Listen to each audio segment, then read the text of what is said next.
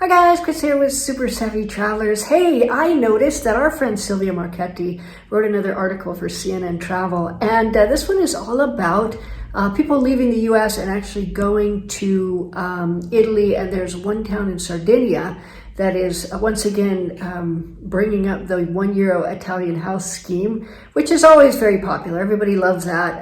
Everybody loves the idea of getting a house for €1. And in fact, I actually did a video on that called The Truth About €1 Italian Houses, and I'm going to put the link in the details. And if you're thinking about doing it, definitely go watch that video because there's a lot to think about. But today I'm going to give you like a little overview on a few things that you really want to pay attention to before you buy a €1 Italian house. There's 3 things that I'm going to go over. And if you keep them in mind, it'll kind of get you thinking in the right direction. There's a lot that could go wrong on a €1 Italian house. So check this out.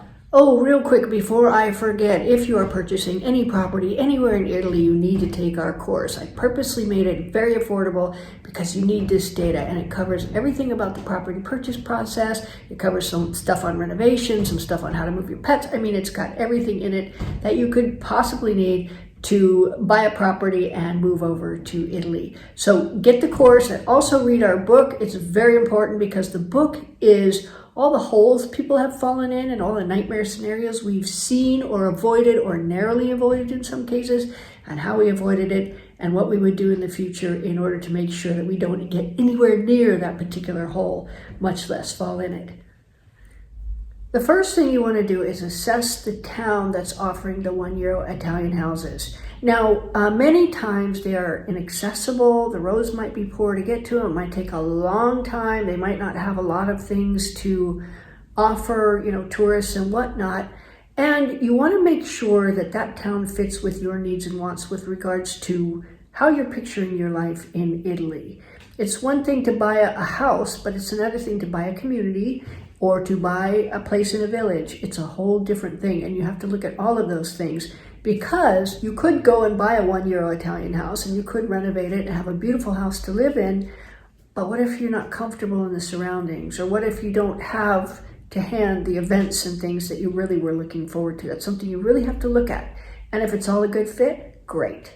The second thing you want to do is you want to assess the builders, the architects, the geometras, and all of the people involved with the building process. You want to make sure that you really feel comfortable with these people and that you're going to get value for your money when they do the renovation. Another thing is you want to make sure you really fully understand what kind of rules are in a historic center. The historic centers have their own sets of rules.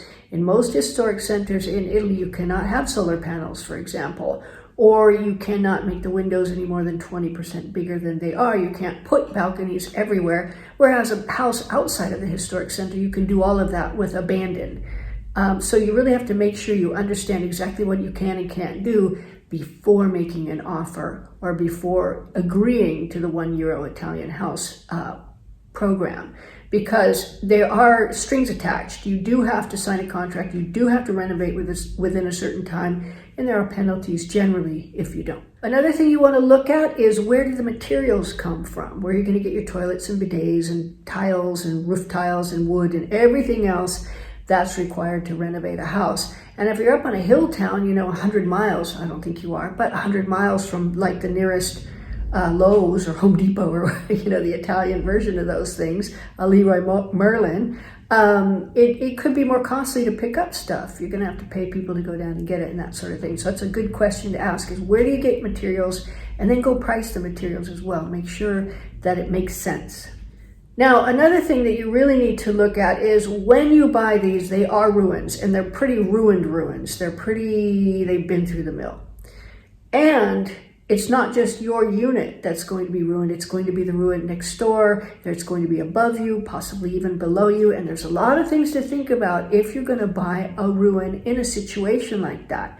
I know of somebody who bought a nicely renovated property, but on each side was a ruin and above was a ruin. And now the roof is leaking from the top level, and the person that owns the property there is refusing to fix it. Maybe they don't have the money, I don't know, but they're refusing to fix it. So now if that person who bought that property wants to fix the problem, they have to fix somebody else's roof. and you may have to fix somebody else's walls, and you may have to remediate somebody else's moisture issues and that sort of thing. So make sure when you get involved in something like that, that you know all of the ins and outs. And who knows, it may be something that makes sense financially, but you have to know about it.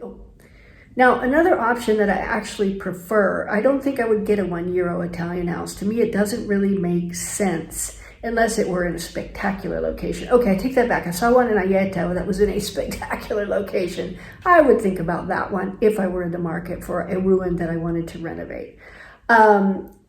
A better option is something that's structurally in pretty good shape. Maybe needs a little roof repair, maybe needs new tile, got the bathrooms, got the kitchen, new floors, that kind of thing, and new windows. You know, moisture coming in from the windows, you can fix that relatively easily. That kind of stuff. You can do that relatively inexpensively without a whole lot of risk. But when you start redoing walls and floors, when you start with the ruin next door is going to need their walls done too, and the one above you is going to need a new roof, all of those things really tot up in terms of cost very quickly. So I would look for something that's kind of semi-done. Maybe it was renovated back in the 70s or something, and structurally it's in pretty darn good shape. Be prepared to do electrical wherever you go unless it's just been renovated. That's just something that we've seen. So hope that helps. And yeah, definitely go look. If you see a €1 Italian house that makes sense, great. If not, get something that needs a little bit of love and renovate it. And you're very likely to have a beautiful house at the end of it. See you guys.